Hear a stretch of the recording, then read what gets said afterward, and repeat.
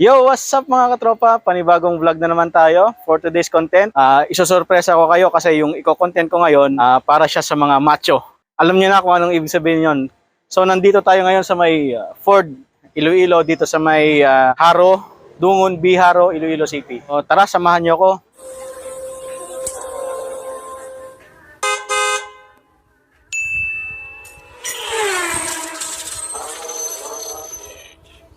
So ayun mga katropa, mag-start tayo dito sa may headlight niya. So ayun, meron na naman siyang projector headlight, tapos naka-LED na rin siya. Tapos meron na siyang daytime running light. Tapos yung kanyang fog light, ayan sa baba. Tapos nandyan na rin yung kanyang signal light. So dito mga katropa, dito sa kanyang bumper, meron siyang parang air vent. Diyan pumapasok yung hangin, no? Naka ano siya, mesh type yung kanyang design. Tapos sa may kanyang sa kanyang bumper, meron siyang forma rin, parang naka-lowered siya, parang nakabadikit na rin siya, parang front chin niya. Kung makita nyo sa may side view, ganyan yung itsura niya. Yan, di ba? Naka-forma na siya kasi naka-badikits. Tapos dito naman sa front niya mga katropa, so ayan yung kanyang logo ng Mustang. Tapos dyan yung plate number. Meron na naman siyang mesh grill na design. Tapos yung kanyang grill, ayan yung forma ng kanyang grill. Ayan, di ba? Maganda siya. Dito naman, yung kanyang pinaka tow hook. Pag binuksan mo yan, dyan nakita yung lagayan ng pang tow. Ayan, sa kabila, ganun din. So, etong Mustang nga pala mga katropa ay 5.0 yung engine. So, ayun mga katropa, let's go sa may side na part. So, eto yung kanyang gulong. Naka-glossy black na siya. Tapos, yung size ng kanyang gulong ay 255/40 19 yung sukat ng rim. Tapos multi-spokes. Tapos meron siyang Mustang na logo, yung kanyang pinaka center cap. Tapos yung kanyang brake, naka-Brembo na rin. Mga katropa, no? Ito yung brand ng kanyang gulong na naka-stock na siya sa Mustang GT 5.0. Ayan, no? Michelin na siya. Pilot Sports. Tapos, ayun, no? Kung makita nyo yung kanyang caliper, Brembo na yan mga katropa. Tapos napakalapad ng kanyang rotor disc, halos parang 14 inches na yata yan. Ayan mga katropa, dito naman tayo sa kanyang tagiliran. Ayan, makita nyo yung kanyang badge ng 5.0. Ayan, kasi ito ay Mustang GT 5.0 yung engine. Mga katropa, ayan, dito tayo sa kanyang side. Kung makikita nyo, yan yung kanyang parang body kit, side skirt kung tawagin yan. Built-in na siya mga katropa. Nakakaganda talaga siya tingnan sa isang muscle car. Let's go naman sa may side mirror niya mga katropa. Siyempre, body color as usual, same dito sa body ng sasakyan. Tapos meron ditong LED turn signals. Tapos dito mga katropa, yung kanyang door handle, same sa body color. Tapos kung mapapansin nyo, 2-door lang siya. Yan, wala na siyang ibang pintuan kundi yung driver lang tsaka yung passenger. Tapos syempre dito tayo sa may likurang gulong, naka rear disc brake na rin siya mga katropa, pero mas malapad yung sa may harapan eh. Yan, oh. Tapos dito merong reflector. Tapos syempre meron na naman siyang body kit sa likod. Yan. So magtungo naman tayo dito sa pinaka taillight niya. So ayan, kulay white siya mga katropa. Pero pag umilaw yan, nagiging pula. Tsaka yung signal light niya, nagiging yellow. Pero pag tinignan mo sa likod, white yung kulay. Pero pag umilaw yan, yellow tsaka red. Tapos, syempre dito, nandito yung kanyang GT badge. Ayan. So, ayan siya mga katropa, no? Kapag umilaw, ito yung pinaka brake light niya. Yan yung pinaka parking light niya. Pag umilaw, ayan siya. Signal light. So, ayan siya mga katropa, no? Kapag nag-signal light, yung red, nagiging yellow siya. So, ayan. LED na rin siya. Ayan, no? Kung makita nyo sa may camera, ganyan yung kanyang design.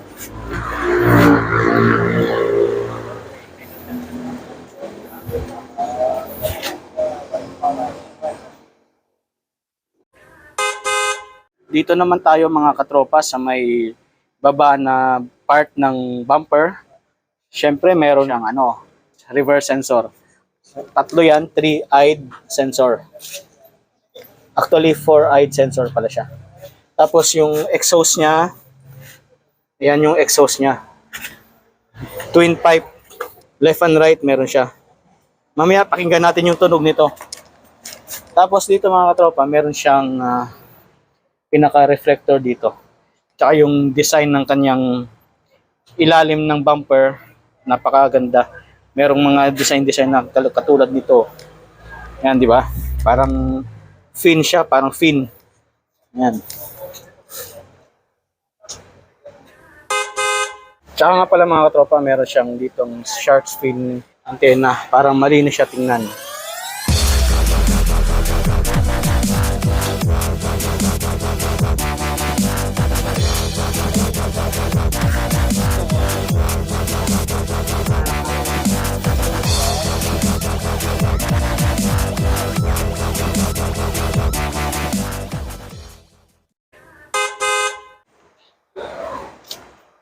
So mga katropa, dito naman tayo sa may interior ng sasakyang to. Tara.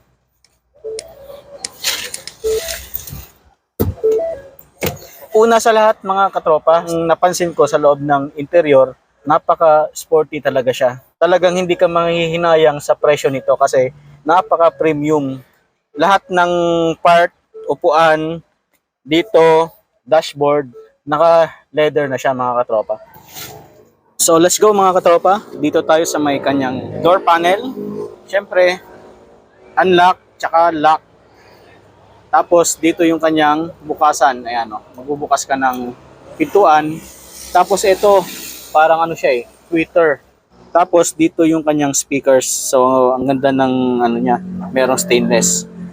Siyempre, dahil 2-door lang ito, dalawa lang yung bukasan ng bintana. Tapos ito yung kanyang mag-adjust ka ng salamin ng side mirror. Ayan. Tapos ito yung kanyang pihitan. Ayan. Window up and down. Tapos ito yung kanyang bukasan, no. Pag magbubukas ka, dito mo hilahin. Tapos ano siya, naka-aluminum quality.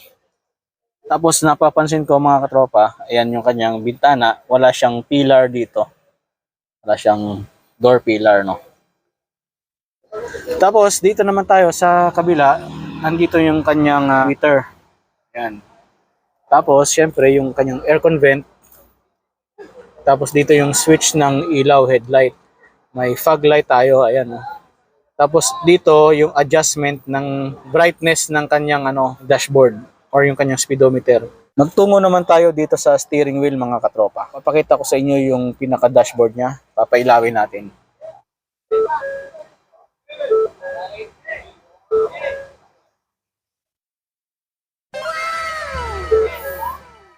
Ayan siya mga katropa. Fully digital TFT na rin siya. Digital yan pero yung design ng speedometer niya ay naka-analog. Dito yung kanyang temperature. Nandito yung kanyang gasoline sa kabila. Ayan o. Tapos ito yung kanyang speedometer na digital. Ito yung analog type. Hanggang 260 yung top speed niya. Pero ewan ko lang kung lalagpas pa yan dyan. Tapos yung sa kabila naman, yan yung kanyang RPM. O diba? Tapos syempre PRNDS, Park, Reverse, Neutral, Drive at saka Sports Mode. 29.3 kilometer pa lang yung natakbo niya kasi brand new ito. Tapos yung kanyang gasolina, ayan, merong indicator dito nakalagay 79 kilometer to empty.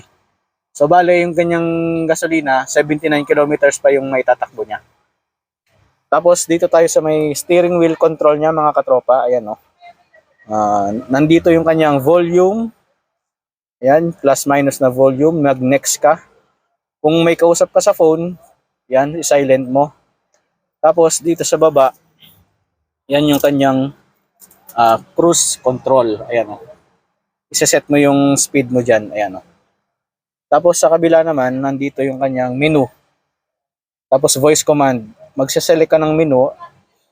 Ayan. Tapos kung okay, eto. Tapos kung mag-back, ayan, back. Tapos dito, navigation, settings, tapos multimedia. Ayan. Tapos dito yung makikita nyo kabayo, yan yung kanyang logo ng Ford Mustang mga katropa. Tapos dito naman tayo sa gitna, kung makita nyo, meron ganyan. Speaker yan. Tapos, yung kanyang aircon vent sa gitna, tatlo. Diba maganda? Kasi yung karaniwang sasakyan, dalawa lang yung aircon sa harap dito. So, bale, apat lang na aircon. Isa doon, tsaka isa dito. Bale, ito, 5. Dalawa sa tagiliran, 3 sa gitna. Tapos, meron siyang 8 inches na monitor. Ayan, built-in na siya mga katropa, hindi ka na magpalit. Siyempre, meron na siyang audio, Bluetooth, phone, navigation apps. Hindi natin mapipindot to kasi naka-vehicle transport mode active siya. Dapat naka-under yung makina para gumana siya. Tapos sa baba ng kanyang monitor, nandito yung volume, yung mga control ng audio. Ito yung volume, tsaka ito yung tune. Maglilipat ka ng channel. Tapos siyempre, mag-next ka. Ayan yung off niya. Tapos dito naman, sa baba, yan yung kanyang control ng aircon. Oh. So, alam nyo na yan, di ba? Ito yung mag-adjust ng temperature niya. Dual climate control, kaya meron din sa kabila. Ayan o. Tapos, syempre, fan. Mag-adjust ka ng hangin, ng buga ng aircon.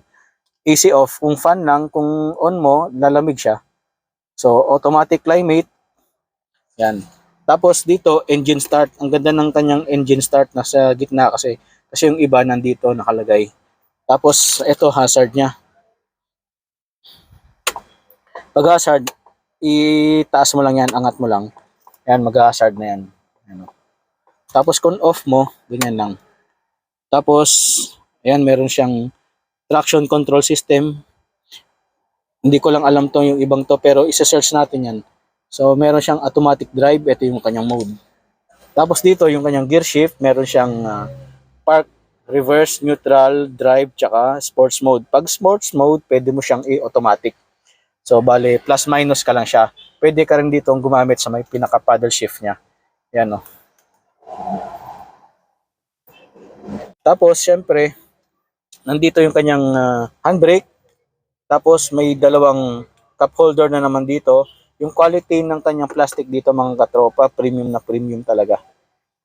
Tapos, syempre, ito yung kanyang remote ng susi. Ayan o. Keyless entry na siya. Ayan. 2 piraso yan. Tapos, yung kagandahan pala nito, merong ambient light. Ayan o. Kulay blue yung pinaka-ambient light niya. Tapos dito mo ilalagay yung pinaka-remote ng susi. Yan o. Nakaganyan siya. Yan.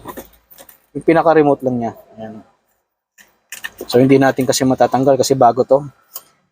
Yan. Tapos dito mga katropa, dito yung kanyang pinaka-center armrest, no? Leather din siya, soft touch, black stitching. Tapos try natin buksan. Dito yung pindutan niya, no, para magbukas. So ayan mga katropa.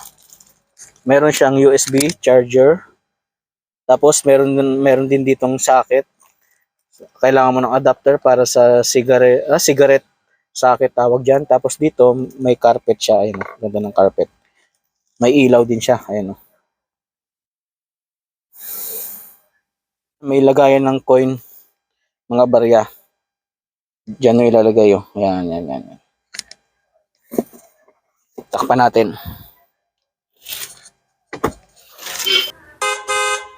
So dito naman tayo katropa sa kanyang map light. Hindi nga lang siya naka-LED mga katropa. Tapos dito, syempre yung kanyang center mirror o yung tinatawag na rear view mirror. Tapos ito yung kanyang pinaka-sun visor. Meron siyang salamin. Tingnan natin. Ayan no, yung pinaka-salamin niya, meron din siyang ilaw. Subukan naman natin dun sa may pinaka-passenger side kung meron din siyang salamin. So ito yung kanyang passenger side. Meron din siyang mirror. Ayan. Same may ilaw. Siyempre, black ceiling. Tapos, ito sa likuran niya mga katropa. Dahil 2-door siya, ayan, ganyan yung itsura. So mga katropa, paano nga ba makakapasok ang passenger mo sa loob? Kasi 2-door lang ito. wala namang pintuan dito. Ganito yan, tuturuan ko kayo. Una sa lahat, yung kanyang pinakaupuan, manual adjustment. Hindi siya power seat adjustment. Meron yan dito. Yan o. Hilahin nyo lang yan. Angat nyo lang. Hilahin nyo lang.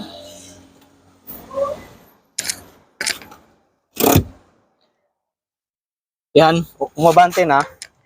Tapos, yung recline niya mga katropa. Gaganyanin nyo lang yung yan. So, kapag gumanyan niya, pwede na kayong dumaan dito. So, papasok na kayo doon dyan. Yan. Ayan mga katropa, pwede siyang ma-fold. Tapos, pwede mo siyang angat.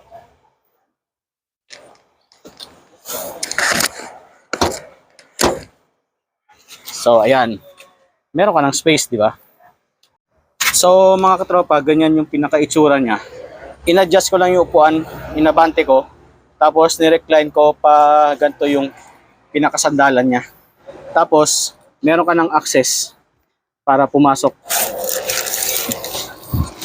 So, mga katropa, ito yung kanyang likuran. Ayan. Komportable ka naman dito sa loob.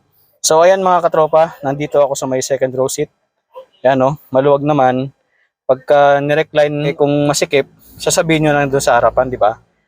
O, ayan. Okay naman kasi sa sports car na 2-door or muscle car na 2-door, nakakakilos naman ako sa likuran. Tapos yung napansin ko mga katropa, kapag umupo ka dito sa upuan niya sa likod, swak na swak talaga yung puwet mo. Para siyang may may planggana talaga na shoot talaga yung puwet mo dito. So, ayan yung itsura ko, ayan o. Yan mga katropa. Ayan. So, bali, 4 na pasahero pala yung pwede dito. 2 sa harapan, 2 dito sa may likuran. Kasi, yung dito, nakaumbok siya. Tapos, wala siyang pwesto. Wala siyang upuan dito. Kasi yung nasa gitna, yung pinaka-center armrest niya, good for 4 person lang talaga siya mga katropa. Ayan siya mga katropa, oh, yung pinaka-dashboard niya. Yan yung makikita nyo. Tapos dito nga pala mga katropa sa pinakalikod, ayan yung itsura niya. Pinakalikod niya, carpet. Pwede kayo magpatong dyan ng mga grocery, papel, or kung ano pa na pwede dyan na kasya. Tapos yung kanyang design ng kanyang salamin sa likod, para siyang pangkarera, aerodynamic. Tumingala na ako doon, wala na siyang bubong, salamin na siya mga katropa. Tapos meron siyang defogger, ayan yung defogger niya. Guhit na yan yung defogger. Tapos ganyan lang yung bintana niya, parang bintana ng eroplano. Tapos syempre may seatbelt pa rin yan. Ayan o. Ito mga katropa yung pinaka-quality ng leather niya. Ayan o. Puti yung stitches niya dito sa upuan. Dito sa may center armrest, black. Tapos ito ay Recaro seat. Bucket seat siya mga katropa. Talagang dinesign talaga to para sa parang racing. Ayan o. Yan yung kanyang upuan. Recaro seat siya mga katropa. Bolster talaga yung design niya kasi merong sandalan talaga sa tagiliran. Malalim talaga. Parang baon na baon ka talaga pag nakaupo ka. Swak na swak ka talaga dyan. Tapos dito rin bolster seat. Yan di ba? Saan ka na, Recaro? Sa halagang 3.68 million pesos. Naka Mustang 5.0 GT ka na mga katropa. So mga katropa, dito yung bukasan ng tailgate niya. Yan, pag pinindot mo yan, bubukas na yung pintuan sa likod. Silipin natin. Ayan siya mga katropa. Yan yung kanyang likuran. Pinaka-cargo trunk niya, ayan. Malalim din naman. Tapos, eto kagandahan. Meron siyang built-in na subwoofer. Yun maganda, hindi ka na kailangan mag-set up subwoofer na talagang dagundong talaga yung sounds nito sa loob. Tapos ito yung kanyang tailgate. Meron siyang dito, hydraulic damper sa likod. 2 yan. Kapag magsarado,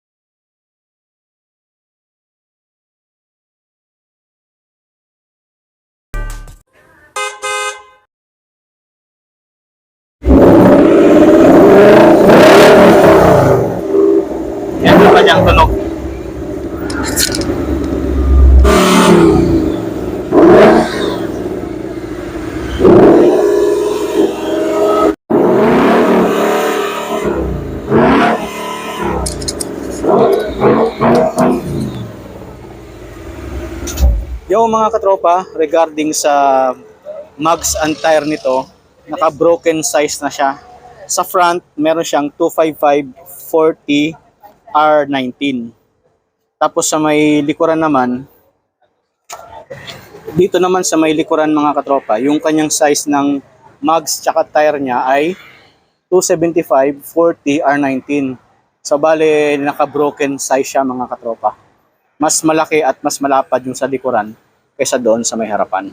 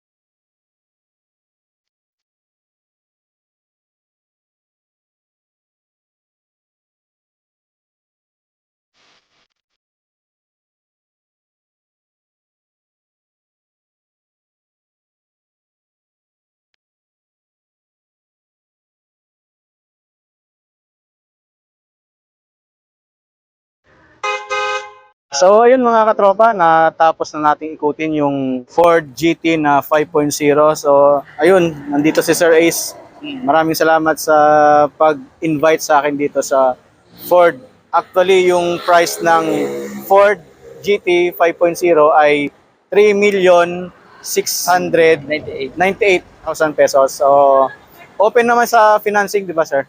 Open source of financing, Tap. and may mga bank partners tayo.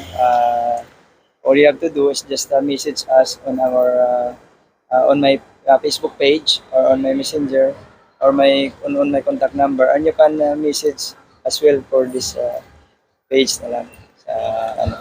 So sir, halimbawa may kukuha ng ganitong sasakyan, magkano naman yung minimum down payment ninyo? Minimum down payment natin, sir, is only 20%.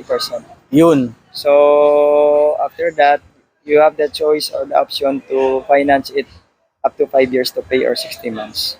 So ayun mga katropa, so 20% yung down payment nire-require ni Ford.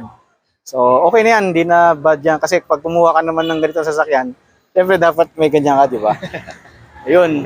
Sa muli mga katropa, don't forget to like, comment, share, and subscribe my YouTube channel, Automoto PH. Sa muli, sa gustong kumuha ng Ford unit, nandito lang si Sir Ace Estrecho. I-assist kayo niyan. Kontakin nyo lang sa kanyang Facebook page tsaka yung kanyang cellphone number. Thank you mga katropa. Thank you, sir. God Ma'am. bless. God bless po.